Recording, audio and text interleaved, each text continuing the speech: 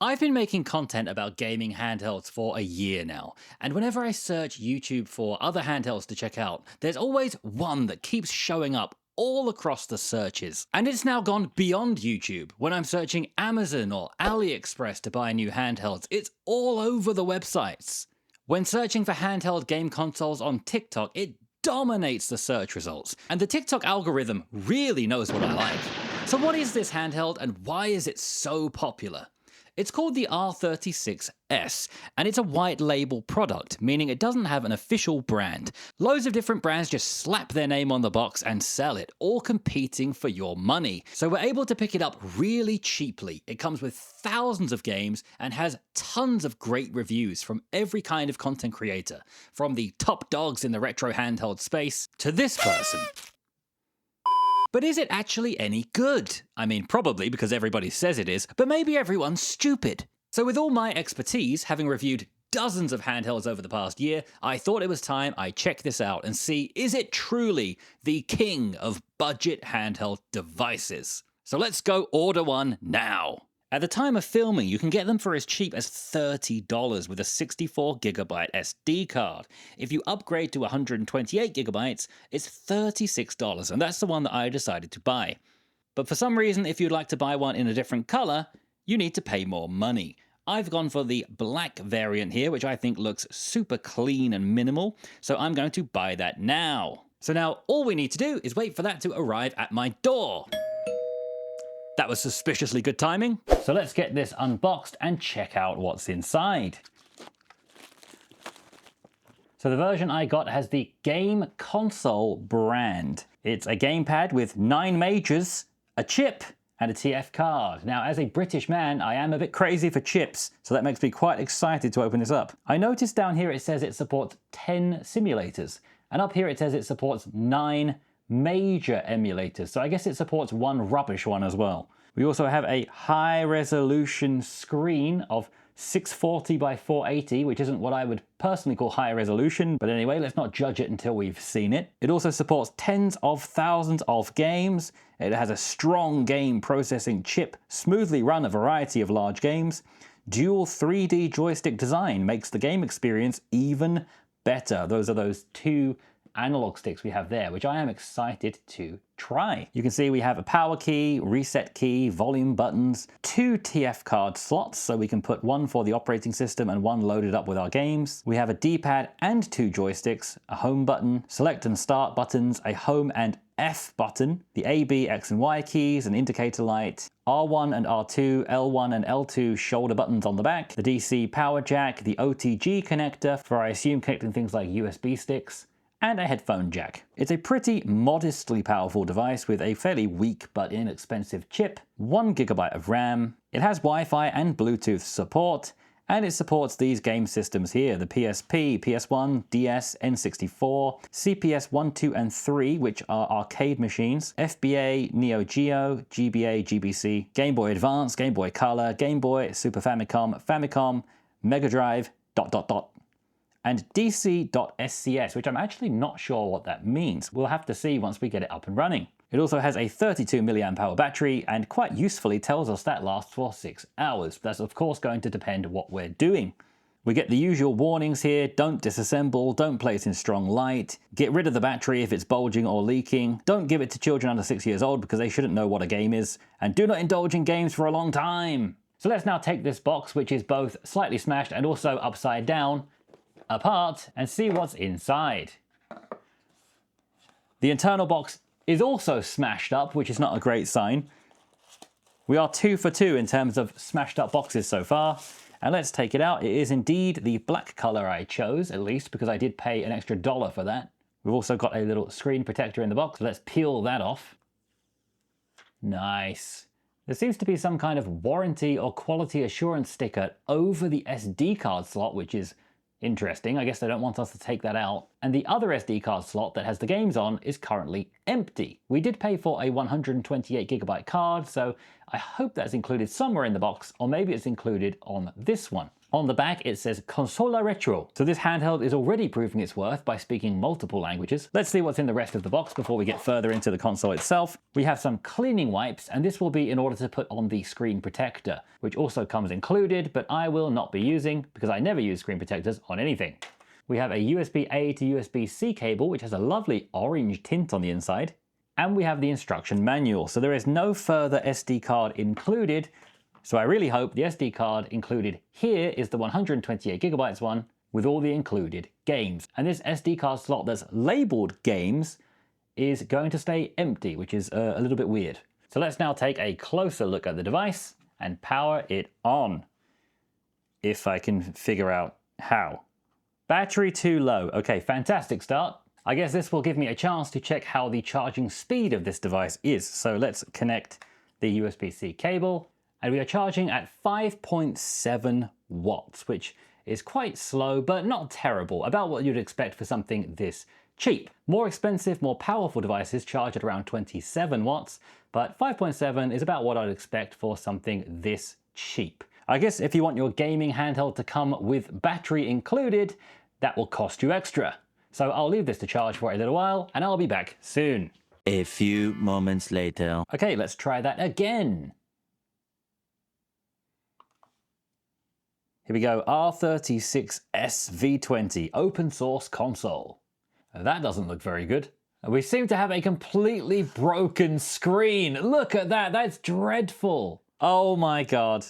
Well, I guess you get what you pay for, because this smashed up box has resulted in a broken screen. That is shockingly bad. I am beyond disappointed. 4 to 6 weeks later. Okay, so it's about a month later now, and I packaged up the original broken R36S very neatly, as you can see, and I was all ready to send it back off to China to get a refund.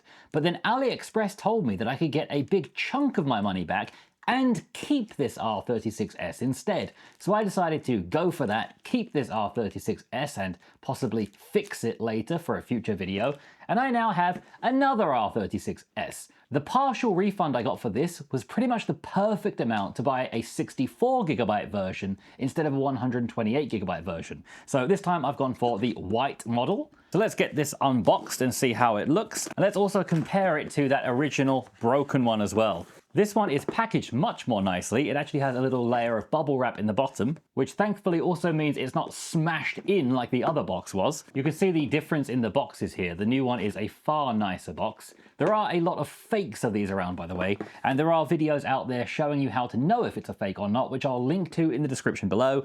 I've actually not checked that out myself yet, so we won't know if it's fake or not, but hopefully it's real. We get our instruction manual and a screen protector, a USB-C to USB-A cable for charging, and here we have our lovely white model, which I will say I actually do prefer the look of to the black model. Here once again was that smashed in model that I got before that's just completely smashed right out of the box, and while it does look nice, it had that broken screen. I am also noticing these are different sizes. I'm getting a little bit worried this new one might be one of the fakes. Let's do the best part of the video, which is the screen peel. Oh yeah, and there's actually 2 screen films on here. What is that? This is the first device I've ever seen that has 2 screen films on it. That is mad. The original broken one had a sticker over the SD card slot which voided the warranty if you took it out. The new one does not have that sticker, and I am going to see if we can switch over the SD cards as we get more into this. But first of all, let's power this on and see if this actually works. We had no luck with the other one, so let's pray that this works. ArcOS 2.0. Okay, it seems to be doing something. Oh, it seems to be working. We have a screen that works. It does seem to be working fine. Let's get all up close and personal and let's see how this runs. So we have 1,456 games just for the Famicom alone. We seem to have tons of games on here, even on the 64GB version. But interestingly, only one Dreamcast game, which, if it's Crazy Taxi, I'll give it a pass. Crazy Taxi 2, close enough. So let's jump into a few game tests and see what we can do with this R36S. Let's begin with a classic, NES Super Mario Bros. This game can run on basically anything. It does look really nice on the screen, and if we turn up the volume, we'll see how it sounds. Okay, the sound is definitely not great. And my playing is also not great.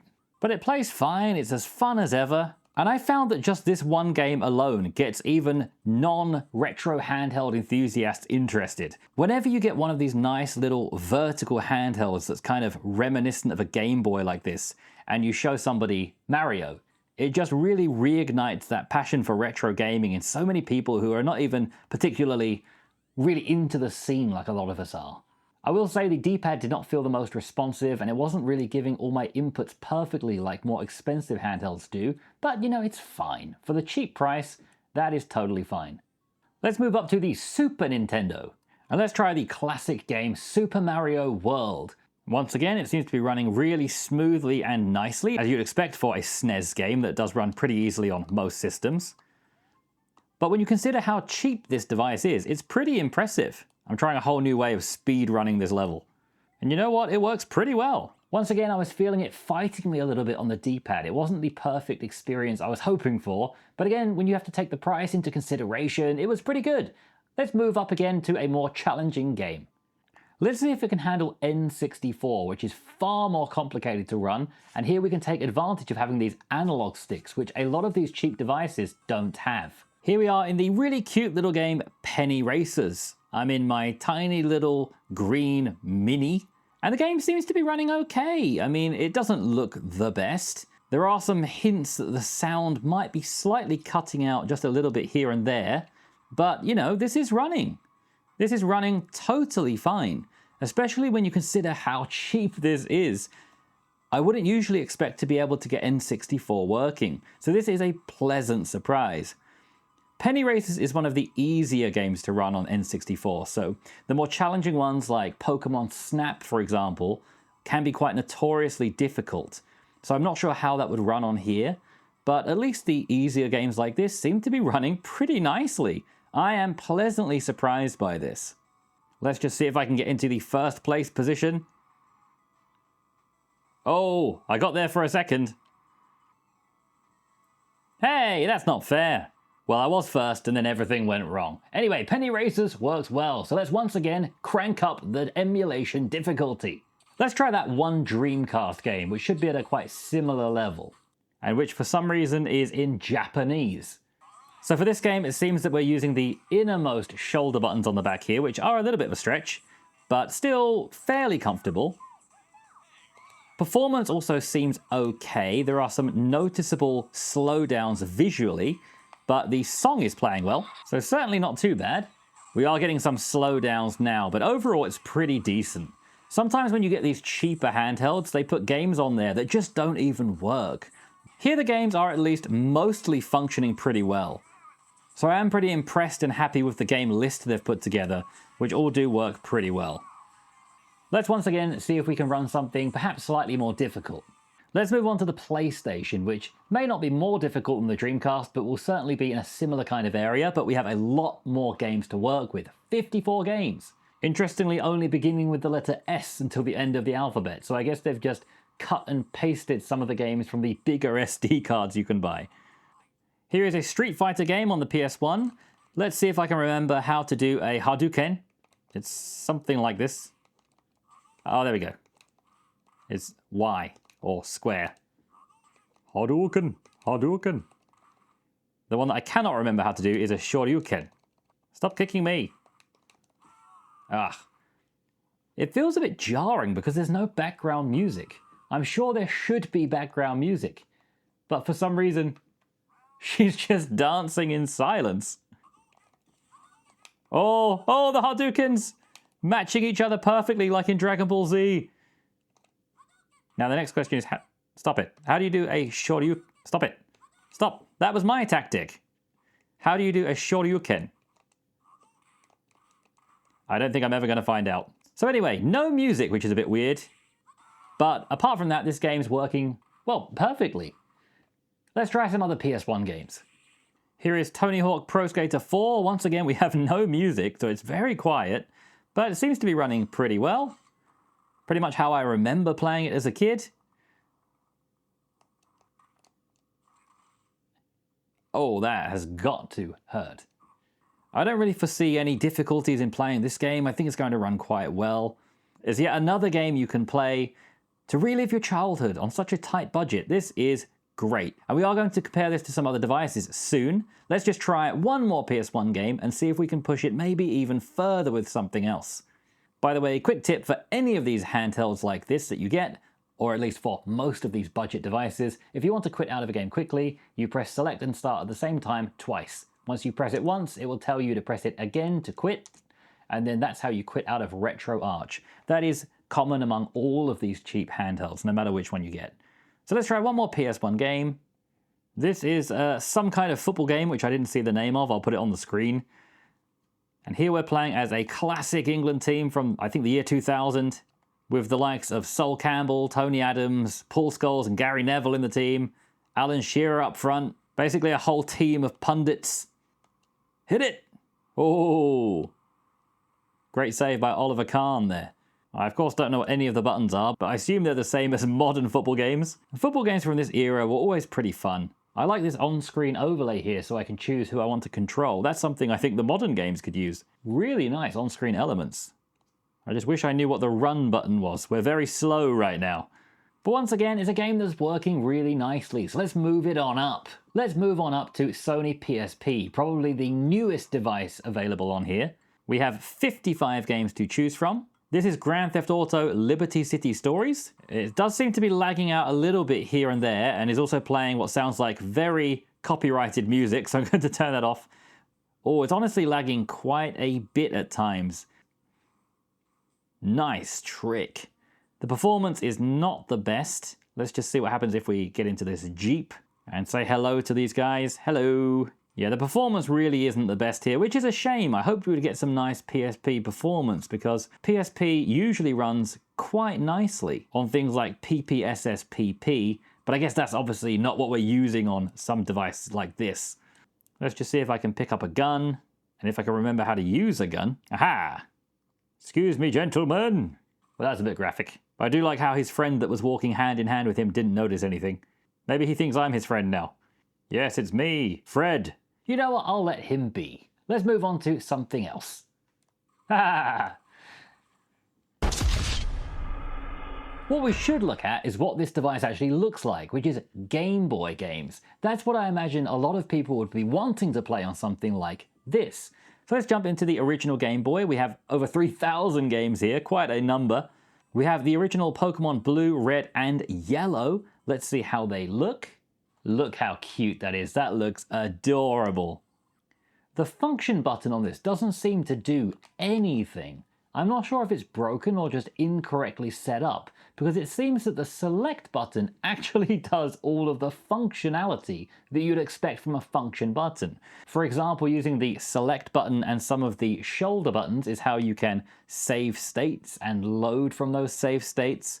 It also seems that the select button and the D-pad buttons is how you can toggle fast forward mode as well, which is very much required on these old Pokemon games that are pretty slow. But everything does seem to be running really nicely here, and it looks great. This is going to really speak to the nostalgia of people who haven't had a chance emulating things like this before. I can see why this has taken off so much with the TikTok crowd who maybe don't have any experience using this kind of thing before. Kind of the lay person and not the person who's really into emulation like a lot of the people who might be following me on this channel. Can I take this? No. I think I'm too used to ROM hacks these days where you play as thieves. Ha, now I can take it. Let's try our Pokemon battle, Pikachu against Eevee. And it's the old classic Pikachu, the really chubby boy, before he got affected by magazine politics and felt he needed to change his body image. Justice for Pikachu. Oh, I actually just lost. Well, that sucks. I don't think I've ever lost the first rival battle before. But I don't usually play Pokemon Yellow, so maybe that's common. But here we are now, out in the big old world with Pikachu following us. Super cute, looks great. Love the colors of the screen as well, which might be hard to see on camera because it's not the best quality screen, but it is totally fine. Let's just throw down a save file. So anytime later we can use a shortcut combo to get straight back to where we were. And let's check out Game Boy Color. Now the best games for the Game Boy Color were released together as a set of two. You could buy one and your friend could buy the other one. Then you could battle against each other to see who was the best. Do you remember what those games were? Those games where you would buy one and your friend would buy the other one and you would battle each other, and it was just so amazing. Do you remember what those two games were? Yes, that's right. It was the Austin Powers collection. Oh, behave, and welcome to my underground lair. You had the Dr. Evil version and the Austin Powers version. And if you linked them up together with your friends, you could play rock, paper, scissors to see who was the champion. And while I'm obviously being stupid, that's not even a joke. That is how these games work. So first you put in your name, which will, my name will just be A. Choose your gender, of which I am a clone. I shall call you Hench Clone. Thank you. Choose a pet, which of course is going to be a mutated sea bass. And now you get this horrible old school computer interface, which you have to navigate around in order to play little mini games. It took me so long to figure out how to use this, because this right there is actually a scroll bar, this thing that I'll move the cursor to now. But just tapping on it doesn't do anything. You need to hold it and you're then able to scroll down the list. It is just shockingly bad game design. So let's jump into the mini games now. The first one, which is the main one, is rock, paper, scissors. This is the one that you can play with a friend if he has the Austin Powers version and you link them together, just like you can see in this picture here. Let's see who's going to win. It's a draw. So you've got 3 seconds or so to pick what you want, and then when it goes green, you have to lock in. Curse you, Austin Powers. And I will say this game is probably the smoothest one. The way that you change between hands is so smooth. It's far smoother than anything else. Ah, bested me again. But there is one mini game I actually like on this, which is KeidenEdits. It's one of those bike games where you have to shift your balance and weight to the front or the back, or you're going to flip over and land on your head, kind of like those old motocross games you used to get on the computer. So we can drive along like this. We have to shift our weight, but it's actually really difficult to stay balanced. You have a fuel gauge and then also a meter for your evil level, which is basically your health.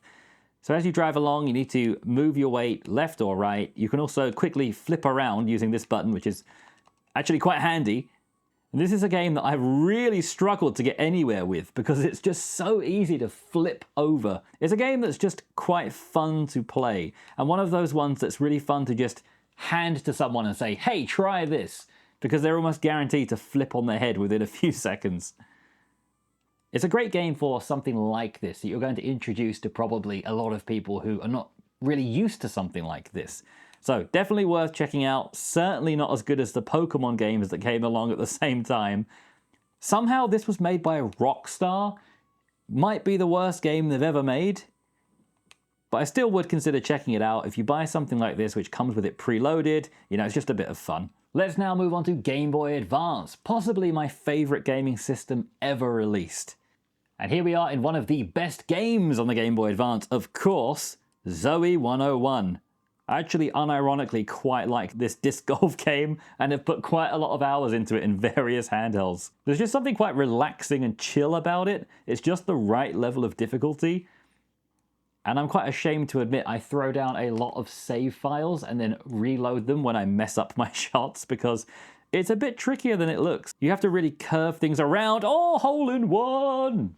It's a pretty fun game. It's good to pass the time, and needless to say, it runs perfectly here. Let's jump into another Game Boy Advance game. The game selection here, once again, is great. It comes with all of the Yu-Gi-Oh games I used to love, like Dungeon Dice Monsters, and the World Championship series, which I remember going and buying in store and playing for a long time during car journeys. I loved these Yu-Gi-Oh games. Here we are, we're in a duel against Taya Gardner. Let's just skip through her turn as she plays an 850 attack monster in attack mode. That is just suicidal. I say that and I actually only have even weaker monsters that I can play. I'm sorry, the Forgiven Maiden. I was not familiar with your game. Please forgive me. But let's just speed up the game in fast forward mode, play a couple of cards down and see what happens. Play a couple of traps like 7 Tools of the Bandit down. And let's just see what the overall flow of the game is like. This whole graphical style just brings so much nostalgia and memories back to me. It's just super nice. I mean, it doesn't compare to modern games, of course, the way that they look, but I prefer this. There's just something that's so lovely in the simplicity of it.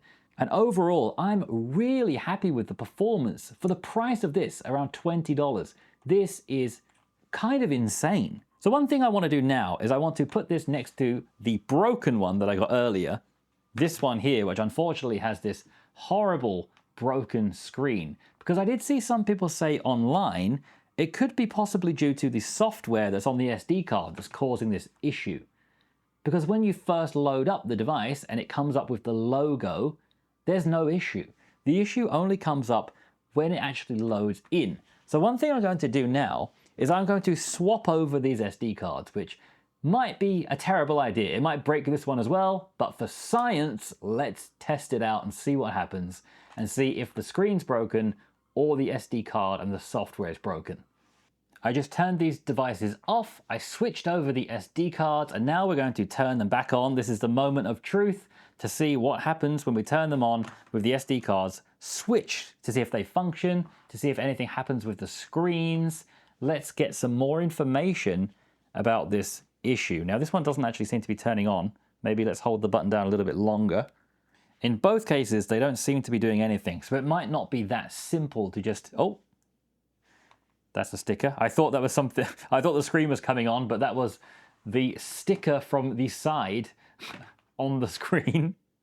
Yeah, it seems that they're not really just hot swappable like that. I thought they would be, because they should be the same device, but no, it seems you can't just swap the SD cards over willy-nilly. I guess maybe they had different versions of ArcOS installed on them. So let's switch those back to how they were. This one, the battery also doesn't seem to charge either. This is just such a mess. And I wonder if it is because it got smashed in shipping like this. It has the dents all over the packaging. I wonder if it just got broken. Because the store that I ordered this from is one of the highest rated ones. But they just shipped it in this bag and it got smashed. Whereas this one shipped in an actual box with some bubble wrap in the bottom. And it survived the shipping perfectly. So I will be putting an affiliate link from the store I got this one from in the description below, not that one, if you do want to check one out for yourself.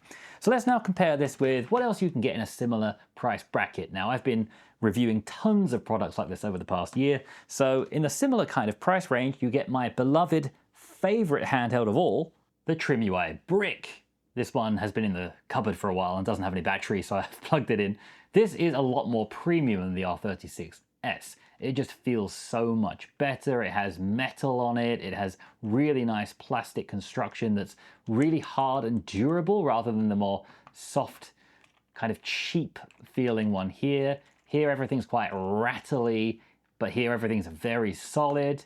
It's definitely a more premium feeling device, but this one actually can play more because it has analog sticks, which this one doesn't have. And when it comes to performance, they're quite similar, but I think this one's actually a bit better. It definitely plays Dreamcast better than this one can. So when it comes like pound for pound, this one is maybe technically better because it is also cheaper too. This has been known to fall down in price to around $40 or $50, which for that price, it is a real bargain. It's a fantastic handheld. But this one, I got this for $20. I think it was $21 with a 64GB card inside. That is just insane value. I will say between the two, I do prefer the TrimUI Brick because the size is just wonderful and it just feels really premium, as I said. There's just something so beautiful about the TrimUI Brick. Everything just feels like how it should be, and this really reminds me of my old Game Boy. I think this is the one to get under around $50 if you want that Game Boy nostalgia. But if your budget's lower, like $20 or $30, this is just such a home run of a handheld. Honestly, coming into this video, I didn't expect to like it as much as I do. I'm blown away by how great this screen looks. It's also pretty comfortable. It's not the most comfortable handheld I've ever used, but the sticks feel pretty good. It's quite ergonomic the way everything fits into the hands. It is an absolute steal for $20. And that's even $20 with the thousands of games included. I'm not sure if you can buy it without games, I wasn't able to find one, but it should theoretically be even cheaper. The thing that's really impressed me the most about this is that display. It looks really good. I thought it was going to look terrible, quite honestly, for this price, because usually in this kind of price bracket around $20 or so, you're looking at something like this. This is basically just a kid's toy. It's even broken now. When I try to turn it on, nothing even happens. It takes one of those old, like, phone batteries. It weighs absolutely nothing, and even when it did work, all it could do was play those fake Mario rip-off games and those 500-in-1 cartridges, which are all just rip-offs of Mario, Contra, and games like that. This is just e-waste. This could be a good toy for little kids, but otherwise it's just e-waste. No adult should buy something like this. This, on the other hand, is a completely different product. This is actually a good product. I bought this device because I saw it everywhere. It's even being sold in Micro Center in America now. It's being sold just everywhere on the shelf, on websites. You can't really avoid it. So I felt that I had to test it out for myself, and I expected to, not really like it that much, but say, hey, if you've only got $20, then maybe it's okay. I'm actually really, honestly, truthfully blown away by this. This is so good. I haven't even tried all of the systems yet. Now, I know DS is probably not going to work very well. It's not the aspect ratio you'd want for DS. We could just give it a quick go as I'm closing up. Why not? And you know what? Once again, it just seems to actually run quite well. It continues to surprise me.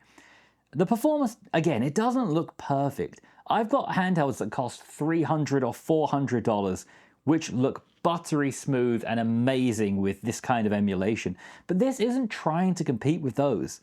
This is a handheld that's a few years old now and costs $20, and it's handling DS fine.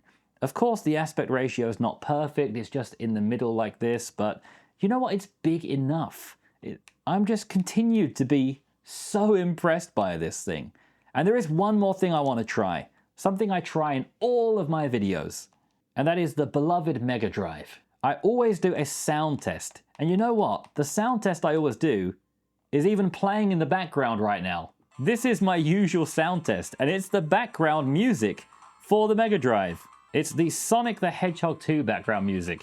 And I'm so happy to see that Sonic the Hedgehog 2 comes with this, because it usually doesn't come with these devices. Sonic 1 and 3 usually do, and 2 is usually missing. So this is a great curated list. So I'm going to put my microphone down now next to the handheld and we can see how it sounds.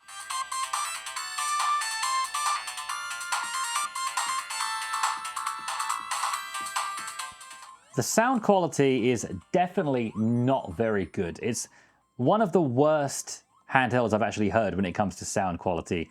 It sounds very cheap and it doesn't get super loud. It definitely gets loud enough, but not nearly as loud as some other handhelds I've used. But once again, you get what you pay for, and how much are you even paying here? To be honest, you're getting a lot more than you pay for with this handheld. So to summarize, is this handheld any good, and is it worth your $20 or $30, depending on what kind of SD card configuration you get? Yes, absolutely this handheld is good and worth the money. This is one of the most open and shut cases, just buy it if you're looking for something in this price range, I think I've ever reviewed. I am shocked by how good this is for $20. This is ridiculous, and I cannot believe I haven't bought it sooner. I mean, for me, I don't really need this because I have more expensive things, but I'm always a huge fan of any handheld that's good and worth the money. I have a sickness like we all do to collect all of them. Gotta catch them all. That's what Ash Ketchum told me when I was a boy. And I will continue collecting all of these Game Boys that remind me of my childhood. No matter what color they are, no matter what size they are, what price they are, I will collect all of them, even if they have broken screens, because they are fantastic. So do I recommend getting the R36S? Yes, I do. If you're someone who only has $20 or $30 to spend, I don't think you can spend it any better than getting something like this, which can play all the old retro games you like to play, even has analog sticks if you want to use them, comes with a great curated list of games, and the screen's really nice. It's just such a fantastic handheld for the price. Of course, if you have more money, splash out on something even better. But if you're looking for something cheap and cheerful to pick up, I think this is really good. And the more I talk, the more I seem to sound like some kind of tele-shopping salesman, which is not my intention. I just really, really like it. So I will put an affiliate link in the description below if you'd like to check it out and support me in the process. I will put an affiliate link for the store I bought this one from, not the store I bought this one from. Do be careful out there when you buy them. Once again, there are great guides online for spotting fakes as well. I'm not even sure if this is fake or not, but it seems to work great. So you know what? If it's fake, I don't care. It looks great and runs great. So yeah, if you'd like to buy one for yourself, please check out the affiliate link below, or just search around AliExpress, Amazon, even Micro Center, and in some stores like that. There's great deals to be had. Hope you find a great deal. Hope you enjoyed the video. Please like and subscribe if you haven't already. And I'm sure it won't be long before we're saying hello again.